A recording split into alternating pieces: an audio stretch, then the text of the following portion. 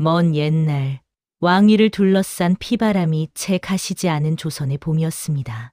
세조 임금이 조카의 왕위를 빼앗아 용상에 오른 지 몇 해가 흘렀건만 한양 도성의 밤 공기는 여전히 서늘하고 음습했습니다. 낮에는 기와집 처마마다 봄꽃이 흐드러지게 피어났지만 밤이 되면 도성 곳곳에 알 수 없는 긴장감이 스며들었지요. 대로를 오가는 관원들의 얼굴에는 웃음이 없었습니다. 저작거리에서 물건을 흥정하는 상인들조차 목소리를 낮추고 눈을 두리번거렸습니다. 누군가 보고 있다는 느낌, 어디선가 지켜보고 있다는 불안감이 도성 전체를 무겁게 짓눌렀습니다. 공신들은 왕의 은혜를 빌미로 백성들의 논밭을 빼앗고 억울한 자들의 곡소리는 담장 너머로도 새어나왔습니다. 그러나 그 억울함을 하소연할 곳은 어디에도 없었습니다. 왕을 애워싼 권신들의 눈과 귀가 도성 구석구석까지 뻗어 있었으니까요. 그 중에서도 가장 무시무시한 눈과 귀를 가진 이는 좌의정 한충호였습니다. 한충호는 세조의 왕위 찬탈에 누구보다 앞장섰던 공신이었습니다. 덕분에 그의 권세는 하늘을 찌를 듯했고 그의 말 한마디에 관직이 오르내리고 사람의 목숨이 달렸습니다. 그러나 권세가 높아질수록 그의 욕심도 함께 자랐지요. 왕의 오른팔로 사는 것만으로는 이제 성에 차지 않았던 것입니다. 그가 비밀리에 무언가를 꾸미고 있다는 소문은 오래전부터 돌았습니다. 하지만 누구도 입 밖으로 내뱉지 못했습니다. 그 소문을 입에 올렸다가 다음 날 아침 흔적도 없이 사라진 자들이 한둘이 아니었으니까요. 그러던 어느 봄밤이었습니다. 달은 밝았으나 구름이 짙었고 바람은 소리 없이 불었습니다. 궁궐 북쪽 담장 아래 인적이 끊긴 골목길에 복면을 한 사내들이 하나둘 모여들었습니다. 그들은 말 한마디 없이 서로의 눈빛만으로 신호를 주고받았습니다. 그 눈빛 속에는 목숨을 건 결의와 피를 보고도 흔들리지 않는 냉혹함이 깃들어 있었지요. 사내들 중 하나가 소매 속에서 무언가를 꺼냈습니다. 기이한 문양이 새겨진 작은 서찰이었습니다. 그것을 확인한 두목으로 보이는 사내가 고개를 끄덕였습니다. 그리고 그들은 그림자처럼 흩어졌습니다. 달빛이 잠시 구름 사이로 비치더니 이내 다시 짙은 어둠 속으로 숨어버렸습니다. 마치 곧 닥쳐올 재앙을 예고하듯 궁궐 처마 끝에 걸린 풍경 소리만이 서늘하게 울려 퍼졌습니다.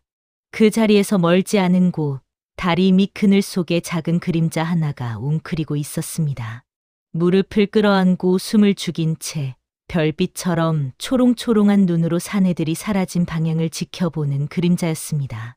바로 길람이었습니다. 길람은 12살이었습니다. 아니, 정확히는 12살쯤 되었을 것이라고 스스로 짐작할 뿐이었습니다. 생일을 기억해주는 어미도 나이를 세어주는 아비도 이 세상에 없었으니까요. 역병이 한양을 휩쓸고 지나간 것이 새해 전 일이었습니다. 그 무서운 병은 길람의 부모를 데려가면서도 어찌된 일인지 길람만큼은 비껴갔습니다. 살아남은 것이 다행인지 불행인지 길람은 아직도 알 수 없었습니다. 부모를 잃은 뒤 길람의 삶은 한마디로 짐승의 삶과 다를 바 없었습니다. 먹을 것을 찾아 저작거리를 헤매고 잠잘 곳을 찾아 처마 밑을 기웃거렸습니다. 고약한 냄새가 나는 누더기를 걸치고 때 묻은 맨발로 돌기를 걸었지요. 관아 포졸들에게 쫓기고 상인들에게 빗자루로 쓸려나가고 양반들에게 발길질을 당하는 것이 일상이었습니다. 그러나 길람에게는 남들이 모르는 한 가지 재주가 있었습니다. 한 번 본 것은 절대 잊지 않는다는 것이었습니다. 골목 하나, 담장 하나, 기와장 하나까지 눈에 담아두었다가 필요할 때 고스란히 꺼내 쓸 수 있었습니다. 덕분에 관아 포졸들의 순찰 경로를 외워 그 틈을 비집고 다녔고 저자 상인들이 자리를 비우는 시간을 기억해 두었다가 떨어진 음식 부스러기를 챙겼습니다. 작고 빠른 몸과 영민한 머리가 길람을 살아남게 해준 유일한 무기였지요. 길람이 주로 기거하는 곳은 궁궐 북쪽 개천 위 돌다리 밑이었습니다. 바람은 막아주고 비도 어느 정도 피할 수 있었으며 무엇보다 관아 포졸들이 잘 들여다보지 않는 자리였습니다. 그곳에서 길람은 낡은 거적 한 장을 깔고 잠을 청했습니다. 하지만 길람이 단순한 거지와 달랐던 점은 또 하나 있었습니다. 바로 의협심이었습니다. 자신보다 어린 아이가 상인에게 매를 맞으면 길람은 그냥 지나치지 못했습니다. 허기진 배를 움켜쥐면서도 더 굶주린 아이에게 먹을 것을 나눠주었습니다. 포졸에게 쫓기는 노인을 보면 자신이 앞서 달려 포졸의 눈을 따돌렸지요. 그런 길람을 두고 다리 및 거지들은 제각기 다른 말을 했습니다. 저 녀석은 그러다 일찍 죽는다. 아니야, 저런 놈이 나중에 크게 된다. 그 말들 중 어느 쪽이 맞을지 길람 자신도 아직 알지 못했습니다. 길람의 삶에 처음으로 변화가 찾아온 것은 봄이 막 시작되던 어느 날이었습니다. 그날도 길람은 배를 고르며 궁궐 뒷담 근처를 어슬렁거리고 있었습니다. 궁궐 담장 너머로 가끔씩 음식 냄새가 흘러나왔는데 운이 좋으면 나인들이 내다 버린 음식 찌꺼기를 얻어먹을 수 있었습니다. 그런데 그날은 담장 아래에서 낯선 소리가 들려왔습니다. 짧고 가는 흐느낌이었습니다. 길람이 소리 나는 쪽으로 다가가 보니 궁궐 담장 모퉁이에 어린 궁녀 하나가 쭈그려 앉아 울고 있었습니다. 10살 남짓 되어 보이는 계집아이였는데 손에는 깨진 사기 그릇 조각들이 들려 있었습니다. 손바닥이 조각에 베어 피가 맺혀 있었지요. 왜 울어? 길람이 아무렇지도 않게 물었습니다. 궁녀가 고개를 들었습니다. 눈두덩이가 빨갛게 부어 있었지만 그 눈빛은 맑고 단단했습니다. 상점마마께 드릴 그릇을 깨뜨렸어. 이제 매를 맞게 생겼는데. 길람은 잠시 생각하더니 주머니를 뒤졌습니다. 주머니에는 아무것도 없었습니다. 그러자 이번에는 주변을 두리번거렸습니다. 마침 담장 아래에 누군가 버리고 간 보자기 조각이 보였습니다. 이거 가지고 가서 그릇 깼다고 하지 말고 심부름 갔다가 보자기를 잃어버렸다고 해. 그게 덜 맞아. 궁녀가 눈을 동그랗게 떴습니다. 거짓말을 하라고? 살자고 하는 거잖아. 그 말에 궁녀는 잠시 길람을 바라보더니 피 묻은 손으로 보자기 조각을 받았습니다. 그리고 작게 고개를 숙였습니다. 고마워. 나는 설이야. 길람. 그것이 전부였습니다. 설이는 이내 담장 안으로 사라졌고 길람은 다시 배를 고르며 저작거리 쪽으로 발걸음을 옮겼습니다. 짧고 사소한 만남이었지만 길람의 가슴 한켠에 작은 온기가 남았습니다. 그로부터 며칠 후 길람은 또 다른 인연을 만났습니다. 도성 외곽 낡은 초가 근처에서 지팡이를 짚은 노인 하나가 홀로 앉아 있었습니다. 흰 머리카락과 깊이 패인 주름이 나이를 말해 주었지만 몸집은 여전히 단단했습니다. 그런데 노인의 눈이 이상했습니다. 두 눈 모두 흰막이 씌워진 듯 빛을 잃어 있었습니다. 눈먼 노인이었지요.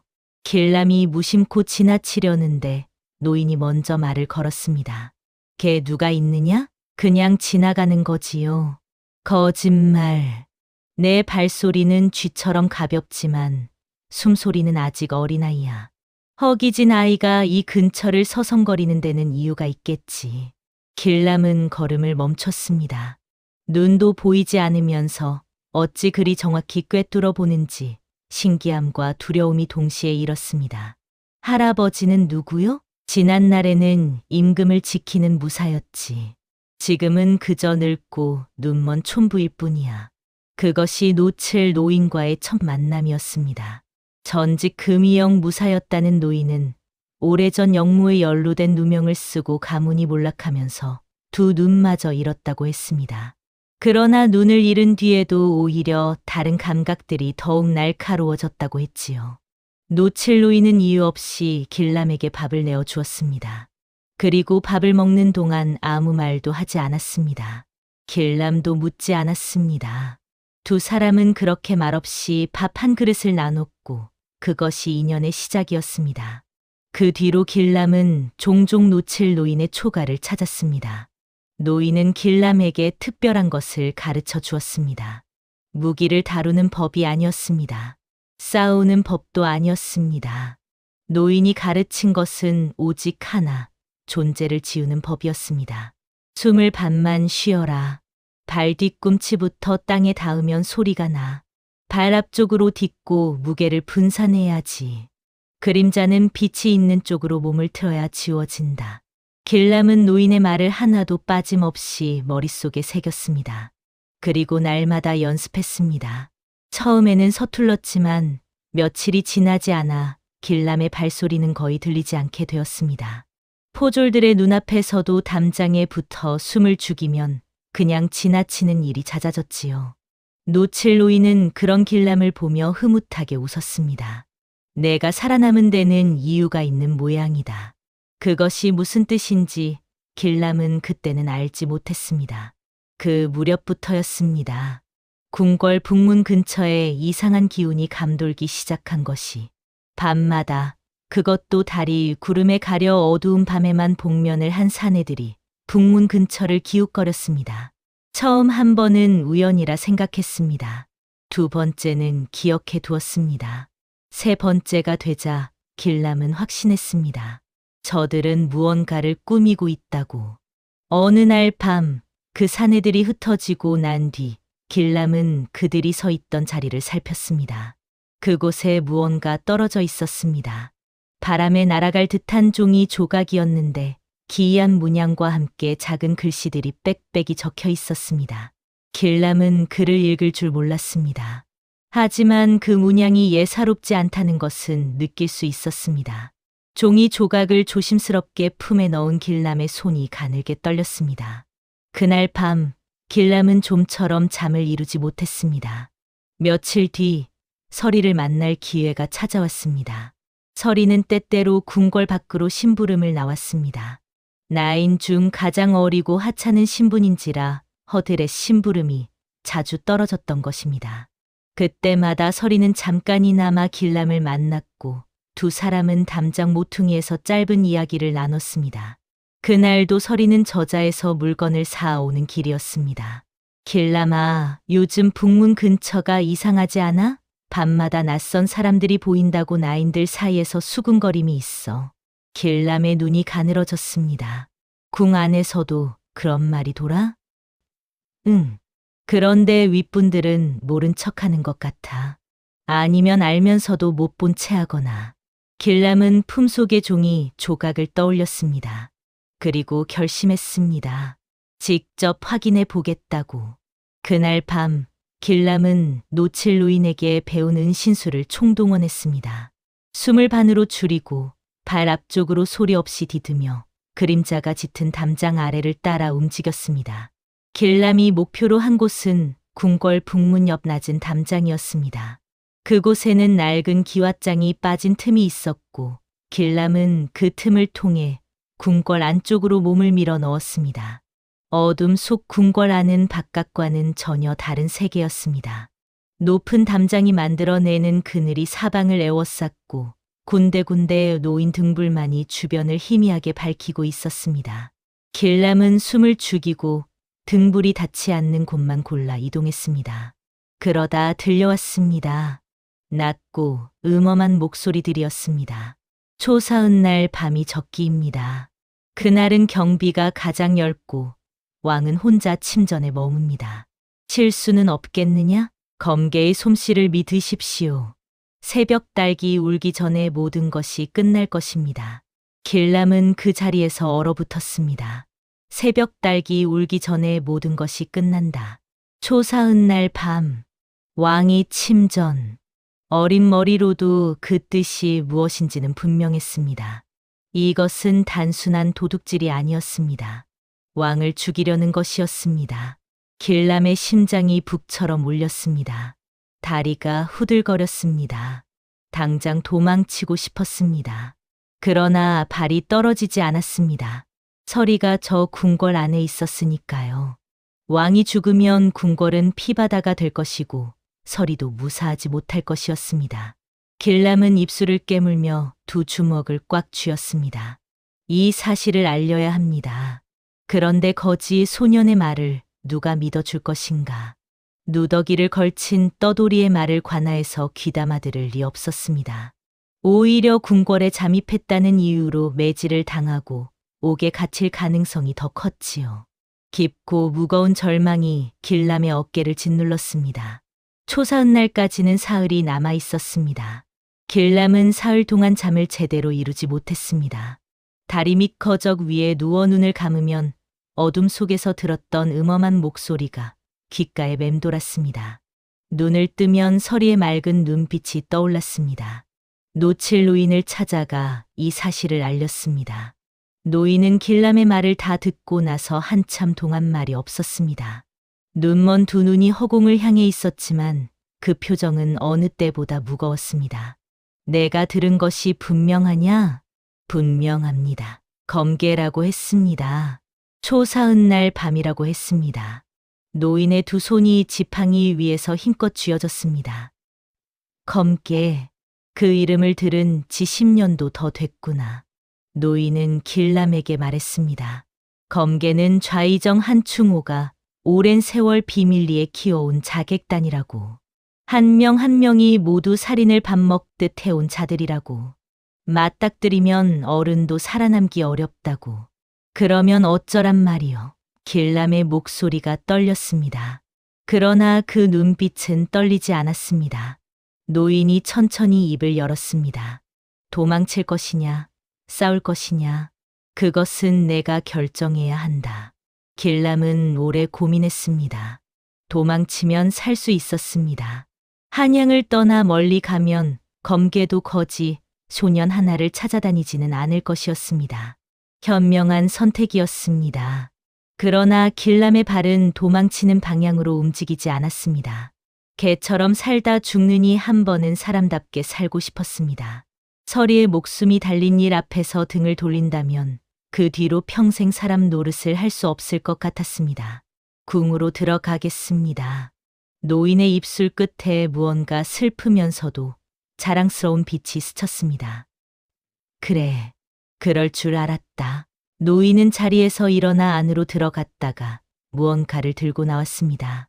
낡은 천에 쌓인 짧은 단도였습니다. 이것은 내가 금이영에 있을 때 쓰던 것이다. 눈을 잃은 뒤로는 쓸 일이 없었지. 이제 내가 가져가거라. 길람은 두 손으로 단도를 받았습니다. 손에 쥐어보니 생각보다 묵직했습니다. 그 무게가 길람에게는 목숨의 무게처럼 느껴졌습니다. 그날 밤, 길람은 초사흔날 밤을 기다리지 않기로 했습니다. 하루라도 빨리 움직여야 했습니다. 단 한 사람이라도 믿을 수 있는 어른에게 이 사실을 알려야 했습니다. 그 어른을 찾기 위해서라도 궁궐 안으로 들어가야 했지요. 달이 뜨기 전 길람은 어둠을 등에 지고 궁궐 북쪽 담장을 향해 걸었습니다. 담장 아래까지 다가가자 등 뒤에서 발소리가 들렸습니다. 길람은 본능적으로 몸을 낮추며 돌아봤습니다. 어둠 속에서 지팡이를 짚은 노칠 노인이 걸어오고 있었습니다. 눈먼 노인이 어떻게 이 어두운 밤길을 찾아왔는지 알 수 없었습니다. 할아버지, 왜 따라오셨어요? 혼자 보내기엔 내가 아직 어리다. 노인은 담담하게 말하며 길람의 곁에 섰습니다. 그리고 품서 무언가를 더 꺼냈습니다. 손바닥만 한 작은 부적 같은 것이었습니다. 이것을 보여주면 궁 안에 내 편이 될 사람이 있을 것이다. 금이영 내금이 소속 박동수라는 자다. 나와 오래전 연이 있는 사람이니 믿어도 된다. 길람이 부적을 받아 쥐었습니다. 그 사람을 어디서 찾아요?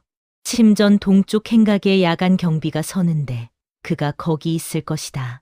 그러나 노인이 말을 잠시 멈췄습니다. 궁 안 모든 사람을 믿어서는 안 된다. 검계의 눈과 귀가 궁 안에도 있을 수 있어. 누구에게나 이 사실을 떠벌리면 오히려 내가 위험해진다. 길람은 고개를 끄덕였습니다. 노인이 담장 아래 낮은 곳을 손으로 더듬으며 가르쳐 주었습니다. 저 기왓장 세 번째 틈 아래에 발 디딜 곳이 있다. 그걸 디디고 올라가면 담장 위 처마 끝에 손이 닿는다. 길람은 노인의 말 그대로 발을 디뎠습니다. 손이 담장 끝에 걸렸습니다.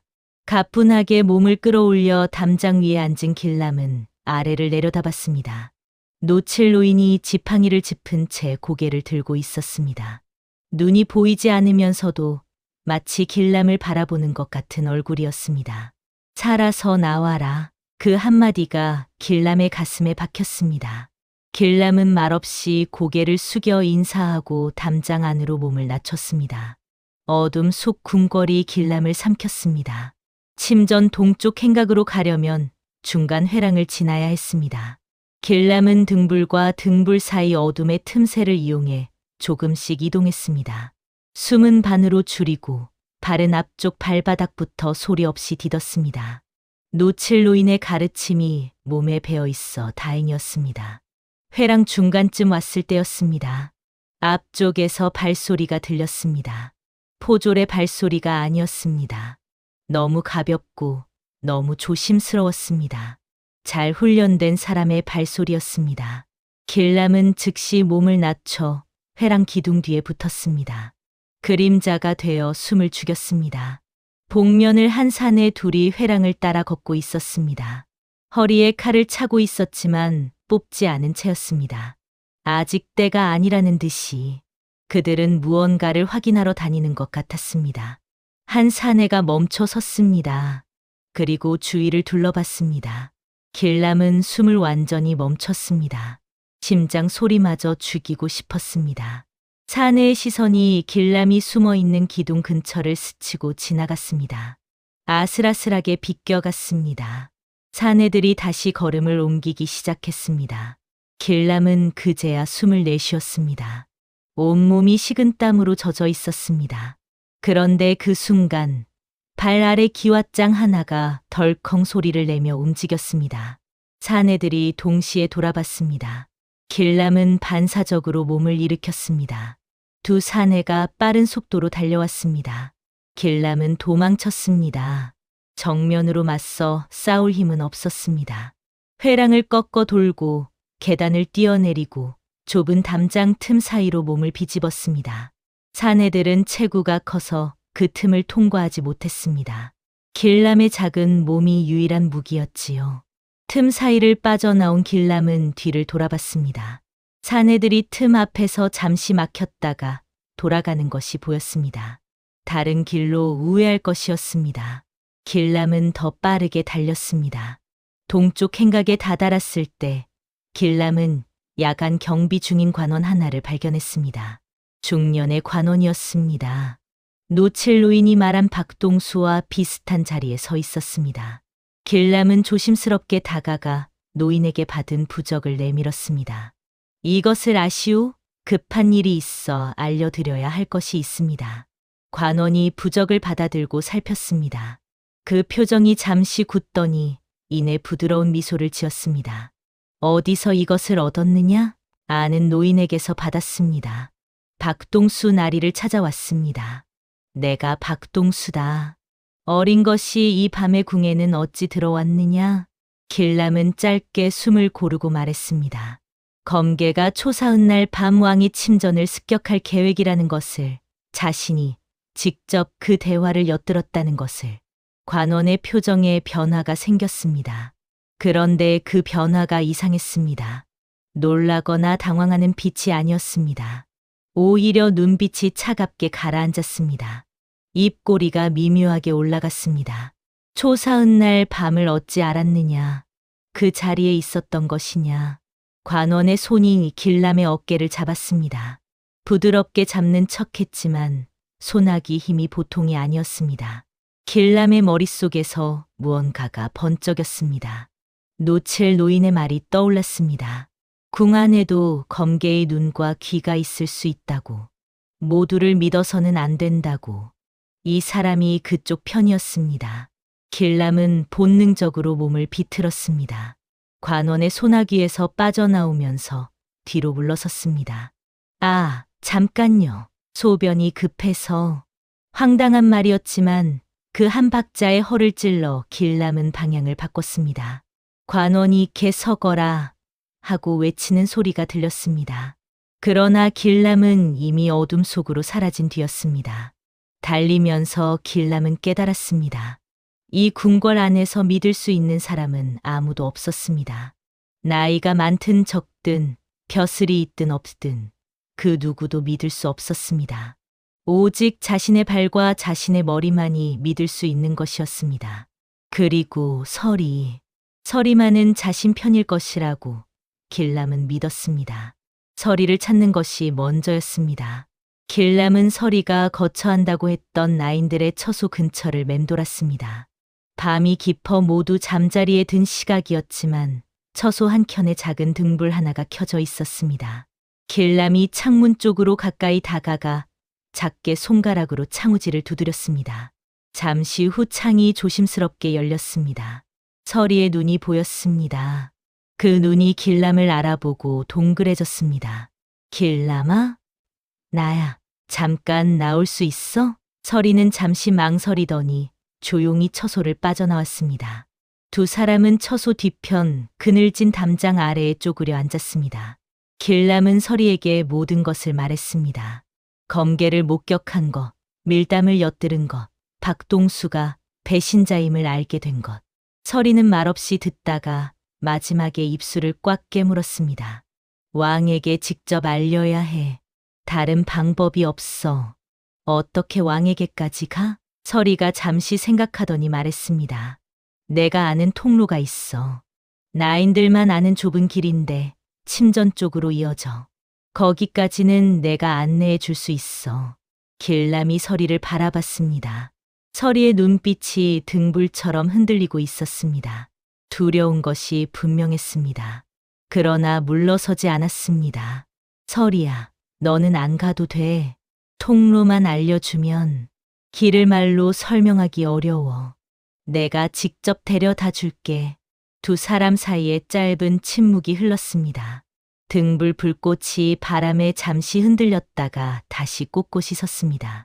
서리가 길람의 손에 묻은 피를 발견했습니다. 아까 담장을 타고 내려오다 긁힌 것이었습니다.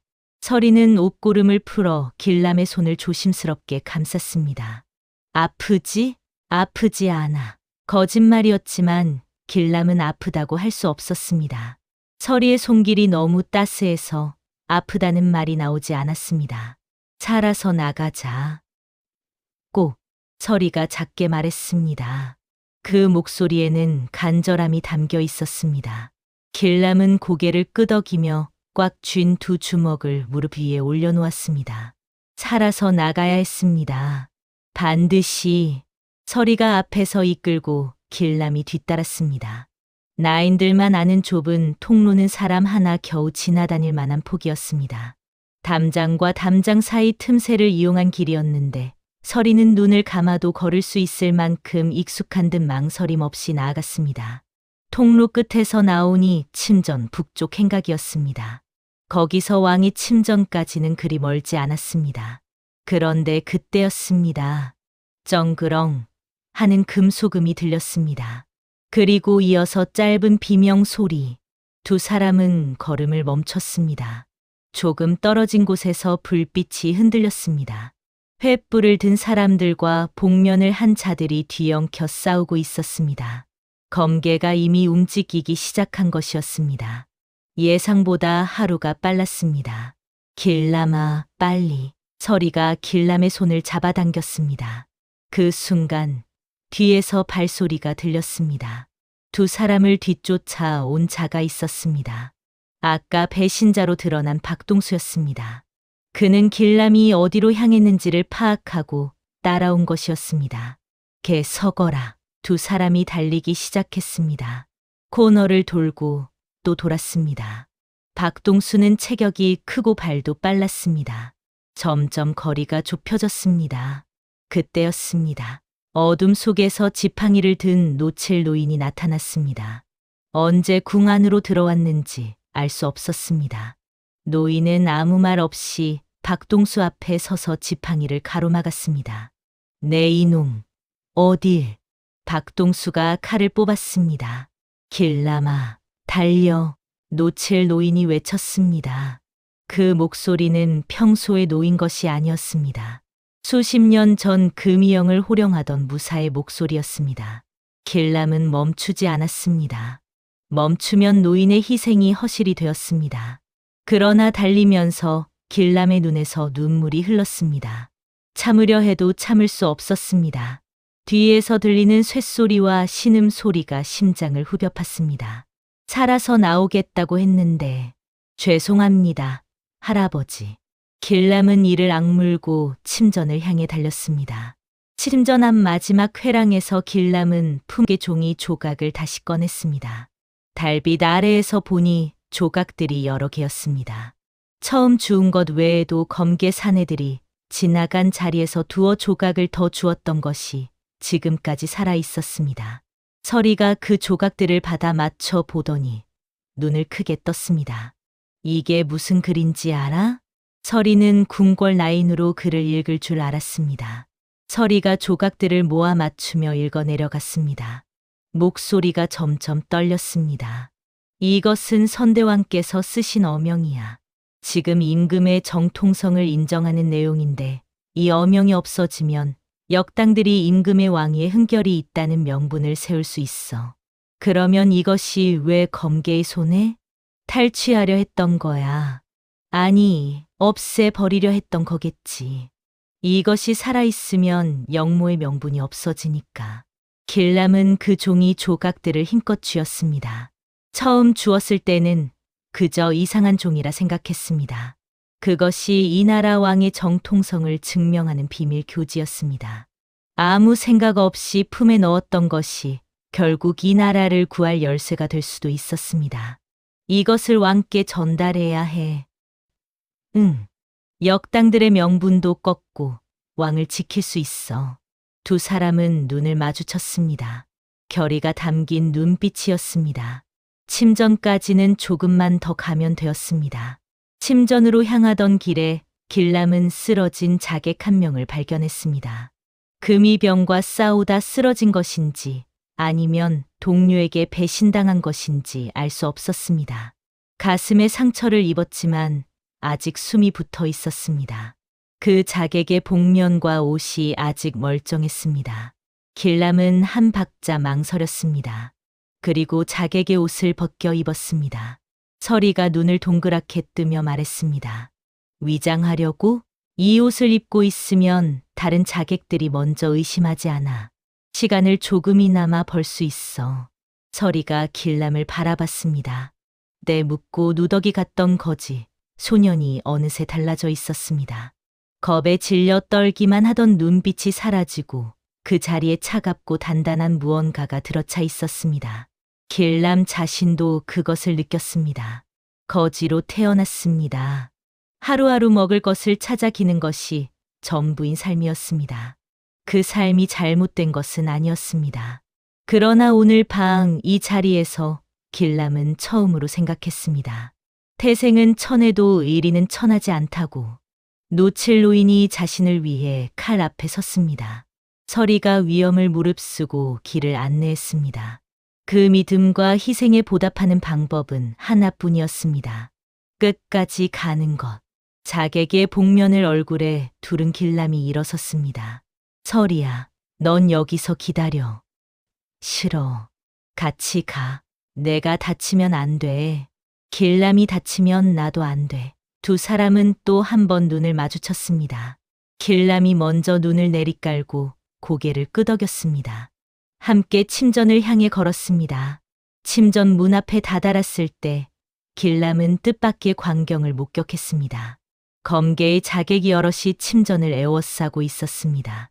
그런데 이상한 것은 그들이 침전 안으로 들어가지 못하고 있다는 것이었습니다. 마치 안쪽에서 무언가가 버티고 있는 것처럼.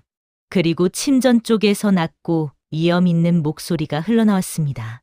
과인이 너희가 오리라는 것을 모르고 있었다고 생각하느냐? 자객들이 잠시 흔들렸습니다. 그 틈에 길람은 서리에게 귓속말을 했습니다. 왕이 함정을 팠어. 그런데 자객의 수가 너무 많아서 오히려 포위된 것 같아. 실제로 침전 안에서는 국왕 측의 호의가 얼마 없는 것 같았습니다.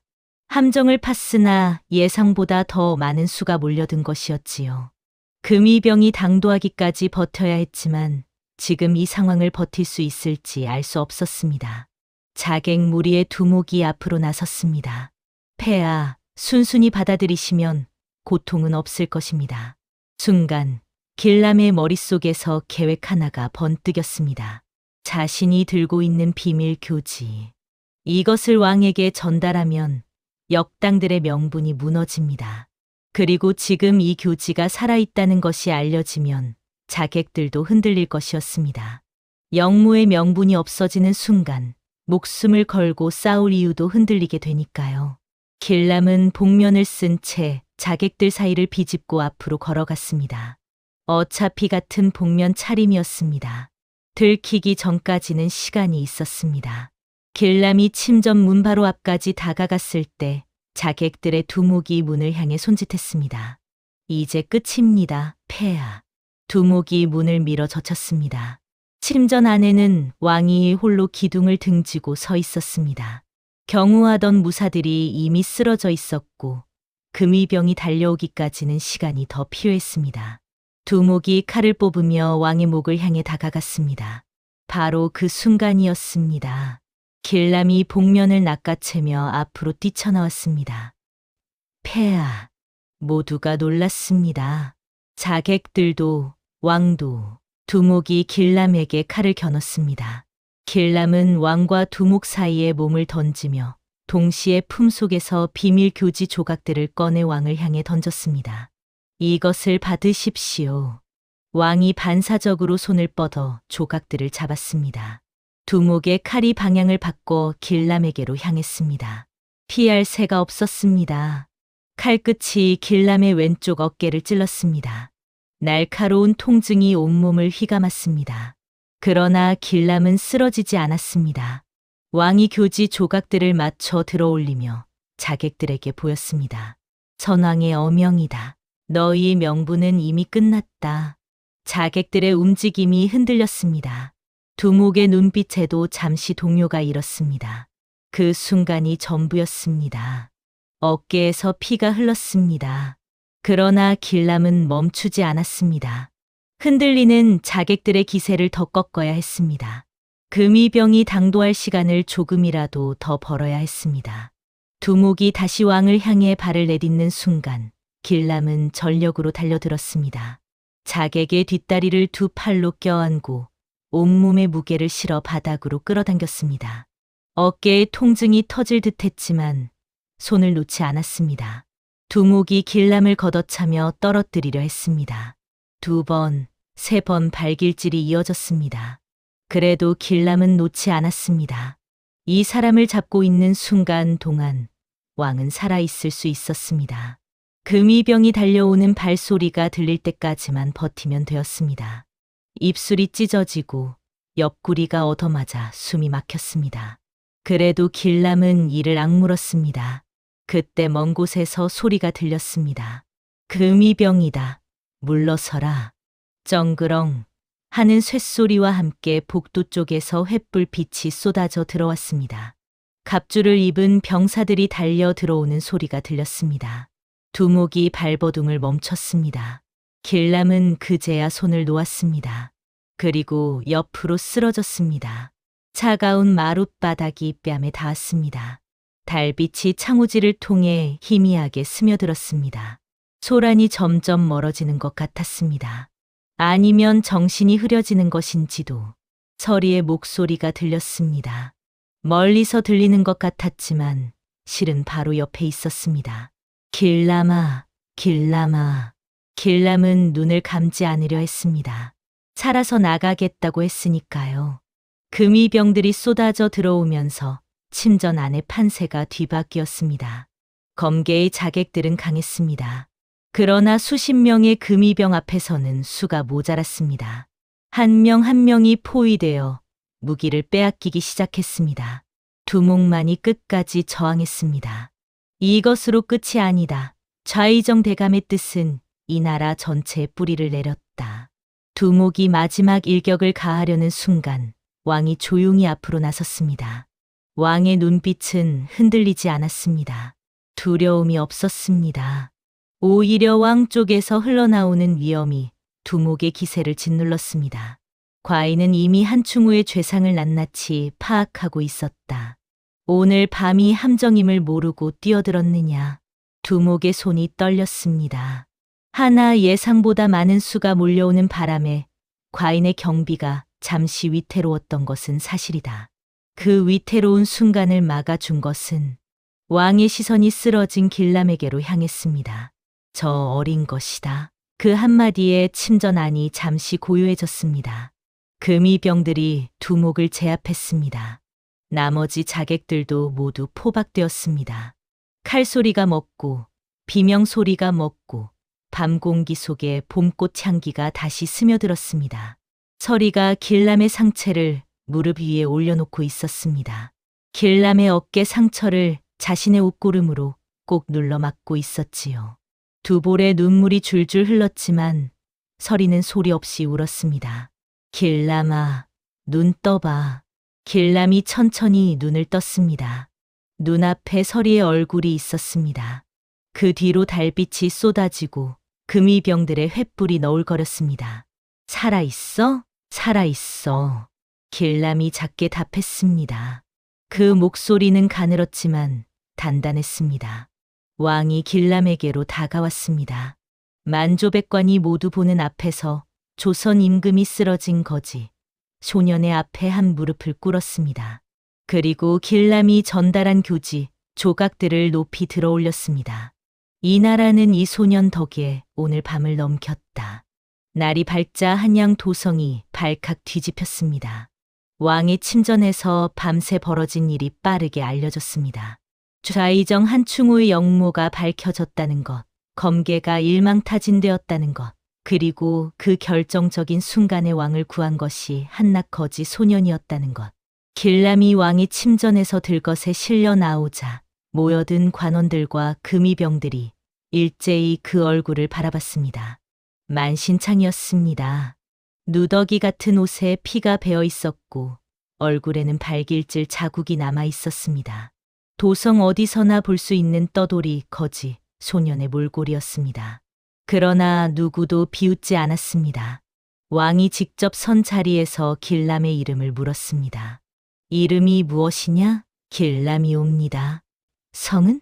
없습니다. 부모를 잃고 홀로 자랐습니다. 왕이 잠시 눈을 내리깔았다가 다시 길람을 바라봤습니다. 그리고 이것을 왕이 옆에 있던 내관이 앞으로 나와 길람이 주었던 종이 조각들을 다시 맞춰 펼쳤습니다. 이어서 다른 조각들도 하나씩 가져와 맞췄습니다. 처음 길람이 주운 조각, 그 뒤에 더 주운 조각들이 마침내 하나의 온전한 교지로 완성되었습니다. 좌의정 한충우가 이 교지를 탈취하거나 타기하려 했다는 증거가 명명백백히 드러났습니다. 영모의 수괴가 누구인지, 그 음모가 얼마나 깊었는지가 조각들이 이어지면서 하나씩 밝혀졌습니다. 포박된 한충우가 앞으로 끌려 나왔습니다. 그는 끝까지 고개를 들지 않았습니다. 길람은 들것 위에 누워 그 장면을 바라봤습니다. 가슴 안쪽에서 무언가가 천천히 풀리는 것 같았습니다. 서름도 아니고 분노도 아닌 그 무언가가. 서리가 길람의 곁에 조용히 앉았습니다. 말없이 길람의 손 위에 자신의 손을 살며시 얹었습니다. 길람은 그 손을 물끄러미 바라봤습니다. 봄 햇살이 처마 끝을 타고 흘러들어왔습니다. 한충우와 그 일당은 모두 의금부로 넘겨졌습니다. 영모의 전모는 신문 과정에서 낱낱이 밝혀졌습니다. 한충우가 공신 지위를 이용해 왕권을 무너뜨리고 스스로 왕좌를 차지하려 했다는 것, 그를 위해 오랜 세월 검계를 키워왔다는 것, 박동수를 비롯한 궁궐 내 여러 관원들이 그와 내통해왔다는 것, 이 모든 사실이 백일하에 드러났습니다.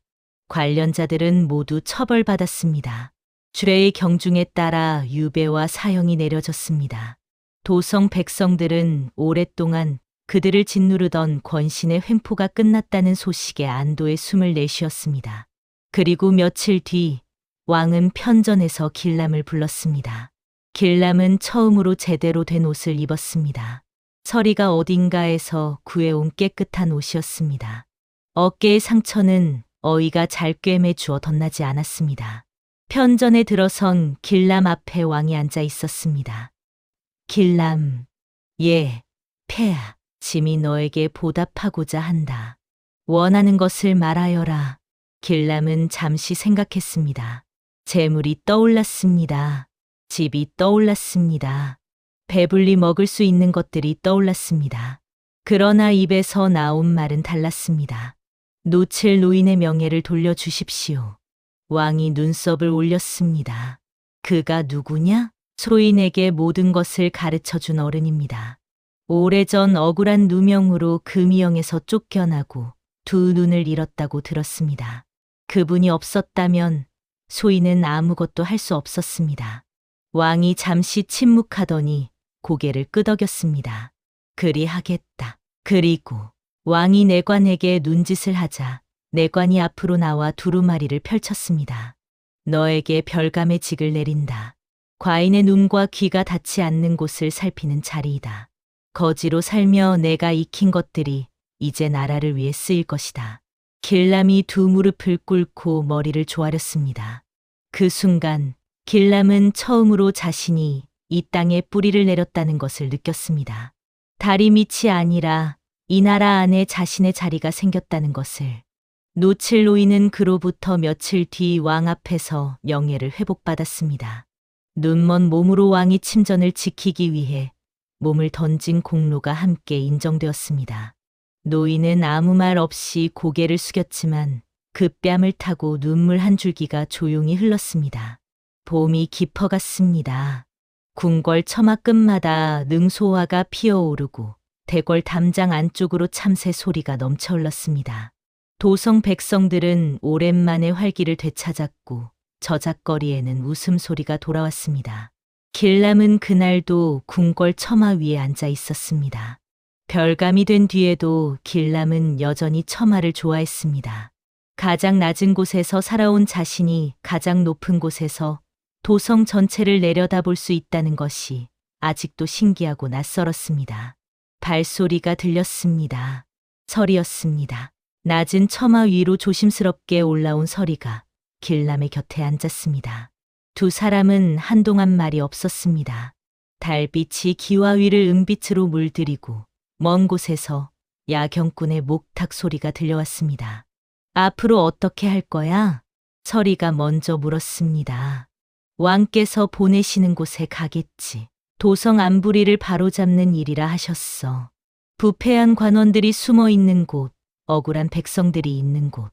위험하겠다. 위험해도 해야 하는 일이 있어. 서리가 길람을 바라봤습니다. 그 눈빛 안에 많은 것이 담겨 있었습니다. 걱정도 있었고, 자랑스러움도 있었고, 그리움도 있었습니다. 꼭 살아서 돌아와야 해. 응, 꼭이야. 응.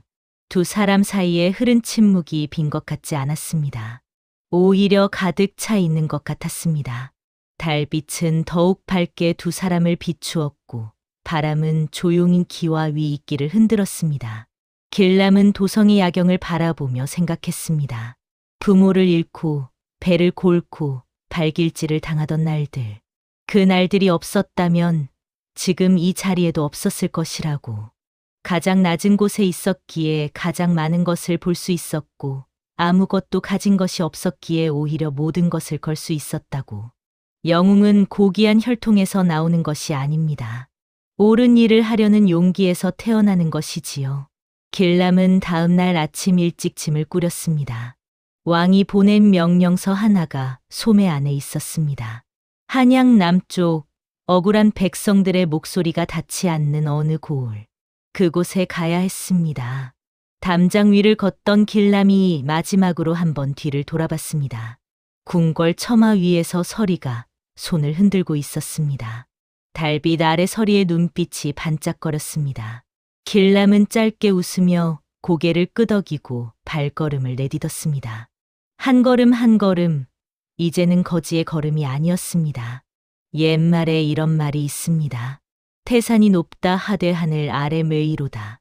아무리 높은 권세라 해도 오름 앞에서는 무너지기 마련이고 아무리 천한 신분이라 해도 용기 앞에서는 귀해질 수 있다는 뜻이지요. 길람의 이야기가 우리에게 남기는 것은 바로 그것입니다. 태어난 자리가 사람의 값을 정하는 것이 아니라 어떻게 살아가는가가 사람의 값을 정한다는 것을. 다음 영상을 빠르게 만나보시려면 좋아요와 구독을 눌러주세요. 그럼 더 재미있는 영상으로 찾아뵙겠습니다. 모두 행복한 하루 보내세요.